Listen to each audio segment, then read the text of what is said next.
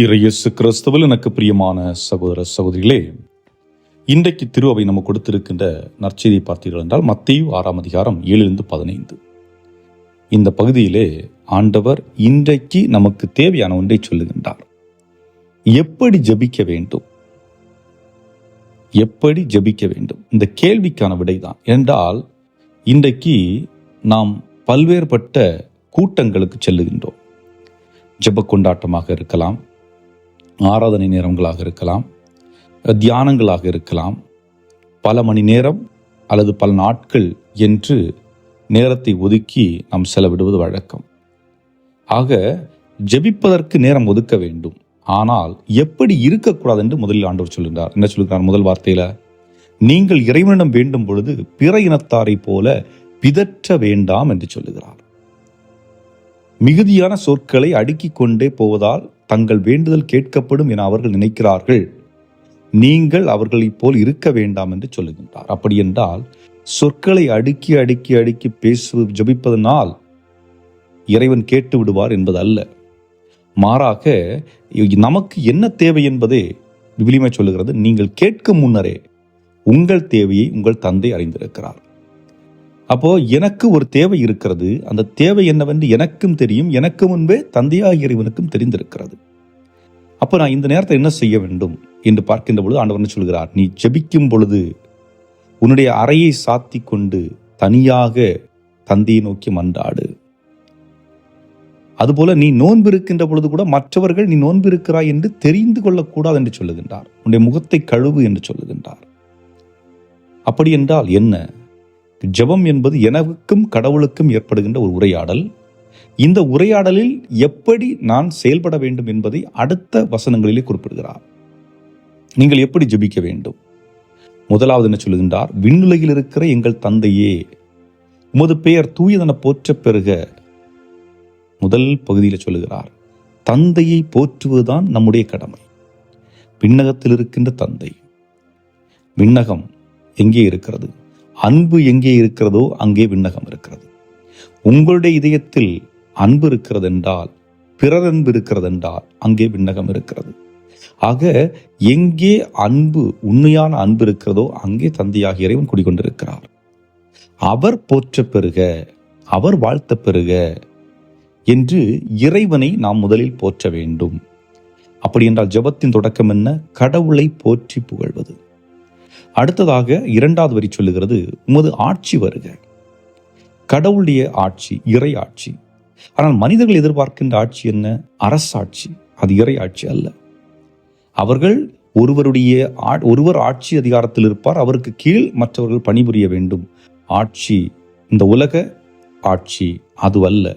ஆண்டவர் சொல்லுகிறது இறை ஆட்சி. இறையாட்சி என்று சொல்லுகின்ற பொழுது அன்பின் ஆட்சி, அமைதியின் ஆட்சி, மகிழ்ச்சியின் ஆட்சி. அந்த ஆட்சி இங்கே வருக. இங்கே என்றால் என்னுடைய உள்ளத்திலே, என்னுடைய இல்லத்திலே, என்னோடு இருக்கின்ற ஒவ்வொருடைய வாழ்விலும் அந்த இறையாட்சி வருக என்று ஜெபியுங்கள் என்று சொல்லுகின்றார். மூன்றாவதாக, உமது திருவுளம் விண்ணுலகில் நிறைவேறுவது போல மண்ணுலகில் நிறைவேறுக. ஆண்டவருடைய திருவுளம் அங்கே நிறைவேறுவது போல இங்கே. அப்போ ஆண்டவருடைய திருவுளம் என்றால் என்ன? ஆண்டவரின் திருவுளம் என்பது அங்கே வேற்றுமைகள் இல்லை, மாறாக ஒற்றுமைகள் மட்டும்தான் உண்டு.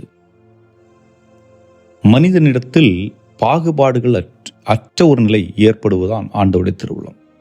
அதாவது இந்த மண்ணகத்தில் படைக்கப்பட்ட அனைத்து மனிதர்களும் மீட்கப்பட வேண்டும். அவர்கள் பாவக்கரையிலிருந்து சுத்தப்படுத்தப்பட்டு அவர்கள் மாட்சி அடைய வேண்டும் என்று கடவுள் திருவுளம் கொள்கின்றார். ஆக அதற்காக தான் இயேசு கிறிஸ்து இந்த உலகத்தில் வந்து தன்னுடைய உயிரை கொடுத்தார்னு நமக்கு தெரியும். அடுத்த வார்த்தை சொல்லுகிறது, இன்று தேவையான உணவை எங்களுக்கு தாரும். அதாவது கோடி கோடியா சேர்த்து வைக்கிறது கேட்கல, நகைகளை அதிகமாக வாங்கி வைப்பதற்காக ஜெபிக்க சொல்லல, நிலங்களும் வீடுகளும் தொடர்ந்து வாங்குவதற்காக சொல்லவில்லை, புதிய பல பணிகளை எடுத்து செய்வதற்காக ஜெபியுங்கள் என்று சொல்லவில்லை. மாறாக இன்றைக்கு தேவையான உணவை எங்களுக்கு தாரும். என நாளை என்பது நிரந்தரம் அல்ல, ஆனால் நான் இன்று வாழ வேண்டும். இன்று எனக்கு தேவையான உணவு, உடை, உறைவிடம் போன்றவைகளை இன்றைக்கு தேவையானதை கேளுங்கள். நாளையை பற்றி கவலைப்படாதீர்கள், அது உங்களுக்கு கொடுக்கப்படும். இன்றைக்கு நீங்கள் செய்ய வேண்டியவற்றை சரியாக செய்தால் நாளைய தினம் உங்களுக்கு என்ன தேவையோ அது உங்களை வந்து சேரும் என்பதுதான். அடுத்த வசனம், எங்களுக்கு எதிராக குற்றம் செய்தோரை நாங்கள் மன்னித்துள்ளது போல எங்கள் குற்றங்களை மன்னி. அப்படின்னு அர்த்தம், நான் மற்றவர்களை மன்னிக்கவில்லை என்றால் ஆண்டவரை என்னை மன்னித்து விடாதேயும் என்று நாம் ஜெபிக்கின்றோம். ஆக நமக்கு எதிராக பலர் வார்த்தைகளை பயன்படுத்தி இருக்கலாம், செயல்களை செய்திருக்கலாம், நம்மை காயப்படுத்தி இருக்கலாம், துன்புறுத்தி இருக்கலாம். எப்படிப்பட்ட சூழலிலும் ஆண்டவர் இயேசு கிறிஸ்து சிலுவையில் சொன்னது போன்று, தந்தையே இவர்கள் செய்வது இன்னதென்று அறியாமல் செய்கிறார்கள், இவர்களை மன்னியும் என்று சொன்னது போன்று, நீங்களும் உங்களுக்கு எதிராக செய்தவர்களுடைய குற்றங்களை மன்னியுங்கள். அப்படி மன்னித்து விட்டு ஆண்டவரத்தில் ஜெபிக்கப்படுவது என்ன ஜெபிக்கிறோம்? ஆண்டவரே, எனக்கு எதிராக செய்தோரை குற்றம் செய்தோரை நாங்கள் மன்னிப்பது போல எங்கள் குற்றங்களை மன்னியும் என்று ஜெபிக்கின்றோம். அதன் பிறகு எங்கள் சோதனையில் விழவிடாதே. ஏன்னா சோதனைகள் என்பது எங்களுக்கு வந்து கொண்டே இருக்கிறது. பணத்தின் மீது உள்ள ஈர்ப்பாக இருக்கலாம், மனிதர்கள் மீது உள்ள ஈர்ப்பாக இருக்கலாம், அழகின் மீது உள்ள ஈர்ப்பாக இருக்கலாம், போதையின் மீது உள்ள ஈர்ப்பாக இருக்கலாம், உலக இன்பத்தின் மீது உள்ள ஈர்ப்பாக இருக்கலாம், அலைபேசியின் வழியாக உள்ள ஈர்ப்பாக இருக்கலாம். இப்படி பல ஈர்ப்புகள் எங்களை சோதித்து கொண்டே இருக்கிறது. இந்த சோதனைகளில் நாங்கள் விழுந்து விடாமல் எங்களை பாதுகாத்தருளும், தீமையிலிருந்து எங்களை விடுவித்தருளும், தீயோனிடமிருந்தும் தீயவைகளிலிருந்தும் எங்களை விடுவித்தருளும். ஏன்னா நாங்கள் பல நேரங்களிலே தீயவற்றிற்கு தான் முக்கியத்துவம் கொடுக்கக்கூடியவர்களாக இருக்கின்றோம். அவற்றிலிருந்து நாங்கள் விடுபட்டு நல்லதற்கு முக்கியத்துவம் கொடுக்கக்கூடியவர்களாக மாறக்கூடிய ஆற்றலை எங்களுக்கு தாரும் என்று ஆண்டவர் ஜெபிக்க சொல்லுகின்றார். இறுதியான வார்த்தை சொல்லுகிறது, மற்ற மனிதர் செய்யும் குற்றங்களை நீங்கள் மன்னிப்பீர்களானால் உங்கள் விண்ணகத் தந்தையும் உங்களை மன்னிப்பார். மற்ற மனிதரை நீங்கள் மன்னிக்காவிடில் உங்கள் தந்தையும் உங்கள் குற்றங்களை மன்னிக்க மாட்டார். ஆக நான் கடவுளிடமிருந்து ஒரு அருளை பெற வேண்டும் என்றால் அதை நான் முதல் செய்திருக்க வேண்டும்.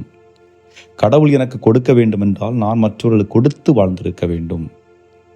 நான் எதை செய்கிறேனோ அதை கடவுள் எனக்கு கொடுத்து கொண்டே இருப்பார். அன்புக்குரியவர்களே, அருமையான வசனங்களை கடவுள் கொடுத்திருக்கிறார். இவற்றை நம்முடைய வாழ்வில் மட்டுமல்ல, ஜெபத்தில் மட்டுமல்ல, வாழ்விலும் பயன்படுத்தி வாழ்வோம். என்றும் வாழும் இல்லாமல்ல இறைவா, நாங்கள் இறை சித்தத்தின் அடிப்படையில் வாழக்கூடிய அருளையும் ஆற்றலையும் நிறைவாக எங்களுக்கு தந்தருளவும். நாங்கள் இந்த ஜெபத்தில் வாசிக்க கேட்ட அனைத்து கருத்துக்களையும் எங்களுடைய உள்ளத்தில் இருத்தி, தனிமையில் இதயத்திலிருந்து புறப்படும் வார்த்தைகளால் உம்மை சந்திக்கக்கூடிய அருள் வரத்தையும், நாங்கள் எப்பொழுதும் உம்மை எங்களில் கண்டு நிறைவுள்ளவர்களாக வாழவும் உம்மிடம் அருள் வேண்டுகின்றோம். அவற்றை எங்களுக்கு தந்தருள எங்கள் ஆண்டவராகிய கிறிஸ்து வழியாக உம்மை மன்றாடுகின்றோம். ஆமென்.